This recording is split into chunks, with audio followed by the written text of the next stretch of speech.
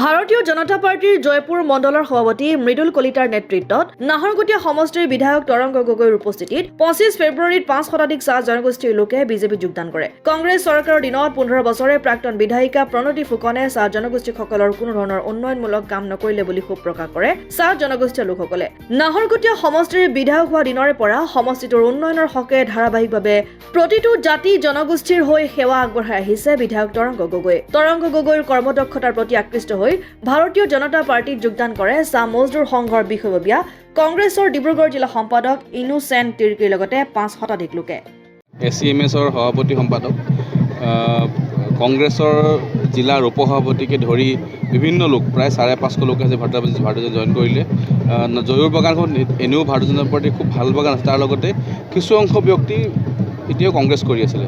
আজি সকলো লোক আহি 100% জয়পুৰ বাগান আজি কংগ্ৰেছ মুক্ত হৈ গ'ল।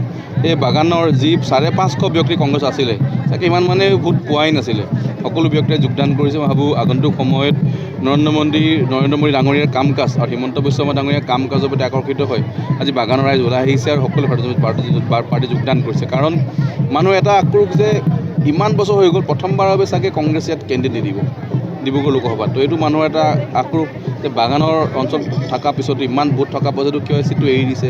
তাৰ লগতে ভাৰতীয় জনতা পাৰ্টিয়ে যিমান কাম কৰিছে, আজি জয়ুৰ বাগানৰ 2টা ৰাস্তা বনি আছে, এটা প্ৰায় 1.5 কোটি, এটা প্ৰায় 1.5 কোটি, 3 কোটি টকাৰ ৰাস্তা এখন বাগানে কিয় নাপালে হ'লে। আজি জগন্নাথ প্ৰেক্ষাগৃহ, অংগনবাদী কেন্দ্ৰৰ পৰা ধৰি যে পানী যোগান আঁচনি ইমান কাম হোৱাৰ পাছত যদি বাগানৰ ৰাইজ এতিয়া কয় যে আমি কংগ্ৰেছত থাকি, মই ভাবোঁ তেখেতলোকে এটা ভুল ডিচিশ্যন লোৱা হ'ব। কাৰণ ভাৰত স্বাধীন হোৱাৰ পৰা আজিলৈকে এতিয়া আহি পিনে গোটেই কামবিলাক হৈছে। মই ভাবোঁ যি ধৰণৰ কাম নৰেন্দ্ৰ মোদী ডাঙৰীয়া আৰু হিমন্ত বিশ্ব ডাঙৰীয়াই বাগানৰ কাৰণে কৰিছে, অসমৰ প্ৰত্যেকখন বাগানৰ প্ৰত্যেক ব্যক্তি আগন্তুকখন ভাৰতীয় জনতা পাৰ্টি কৰিব। ইয়াৰ আৰম্ভণি হৈছে আজি এখন বাগান মোৰ সমষ্টিৰ কংগ্ৰেছ মুক্ত হৈ গ'ল।